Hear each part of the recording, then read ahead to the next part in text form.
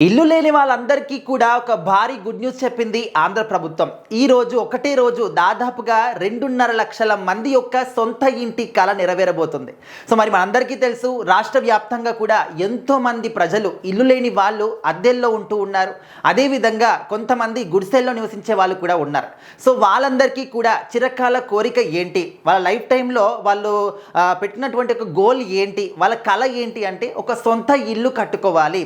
ఏది ఉన్నా లేకపోయినా కనీసం వండుకోవడానికి అన్నం ఉన్నా లేకపోయినా కారం మెతుకులైనా కూడా తింటాము, గంజి మెతుకులైనా కూడా తాగుతాం, కానీ సొంత ఇల్లు మాత్రం ఉండాలి.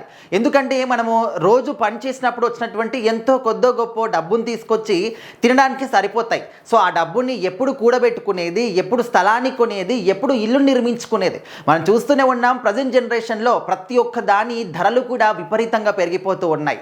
సిమెంట్ దగ్గర నుంచి, ఇటుకల దగ్గర నుంచి, ఐరన్ దగ్గర నుంచి ప్రతి ఒక్క దాన్ని కూడా రేట్స్ అనేవి ఆకాశాన్ని అంటుతూ ఉన్నాయి. అంటే డబ్బులు ఉన్న వాళ్ళు, బిజినెస్లు ఉన్న వాళ్ళు, వ్యాపారాలు ఉన్న వాళ్ళు ఏదో ఒక రకంగా కట్టుకుంటారు, బ్యాంకులో రుణాలు తీసుకుని అయినా కట్టుకుంటారు. కానీ ఏమీ లేని వాళ్ళ పరిస్థితి ఏంటి, కనీసం రుణాన్ని కూడా పొందలేని వాళ్ళ పరిస్థితి ఏంటి? సో అలాంటి వాళ్ళందరి గురించి కూడా ఆలోచించి ఆంధ్ర రాష్ట్ర ప్రభుత్వం గొప్ప నిర్ణయం తీసుకుంది.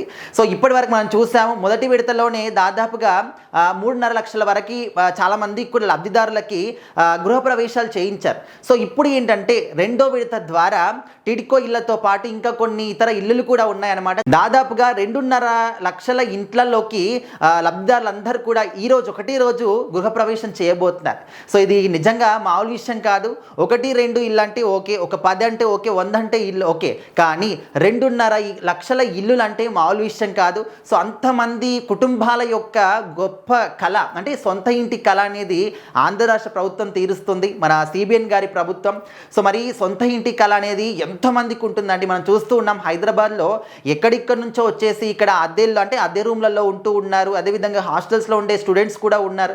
సో వాళ్ళందరికీ ఒక కళ ఉంటుంది, అరే మేము కూడా మా సొంత ఊర్లో సొంత ఇల్లు కట్టుకోవాలి, అక్కడ మా అమ్మ నన్ను హ్యాపీగా ఉంచాలి, కనీసం తినేది ఒక్క పూట అయినా కూడా ప్రశాంతంగా తినేటట్టు ఉండాలి అని చెప్పేసి ఎంతోమంది చాలా కలలు కంటూ ఉంటారు. డైలీ లైఫ్లో వాళ్ళు ఎంత యుద్ధం చేస్తూ ఉంటారు హైదరాబాద్లో. అంటే వాళ్ళ అంటే జాబ్లు ఉండి లేక, దొరక్క పని దొరక్క, తిండి దొరక్క వండుకో అంటే ఇలాంటి చాలా ప్రాబ్లం ఫేస్ చేసే వాళ్ళు ఉంటారు. సో వాళ్ళందరికీ కూడా అరే మాకు కూడా ఒక సొంత ఇల్లు ఉంది ఊర్లో, మా అమ్మ నాన్న హ్యాపీగా ఉంటూ ఉన్నారు, తినేది ఒక్క పూట అయినా కూడా కడుపు నిండా తినేసి హ్యాపీగా పడుకుంటున్నారు సొంత ఇంట్లో. సో ఈ విధంగా కలలు కానీ వాళ్ళందరికీ కూడా నిజంగా చాలా గొప్ప అవకాశం అనమాట, గొప్ప అదృష్టాన్ని అందించారు ఆంధ్ర రాష్ట్ర ప్రభుత్వం.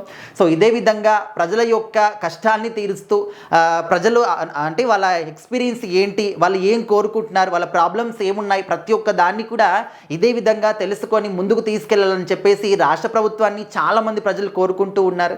సో మరి ఈ వార్త విన్న తర్వాత మీరు ఏ విధంగా ఫీల్ అవుతున్నారు ఆంధ్ర రాష్ట్ర ప్రభుత్వం గురించి అనేది ఖచ్చితంగా కామెంట్ చేయండి.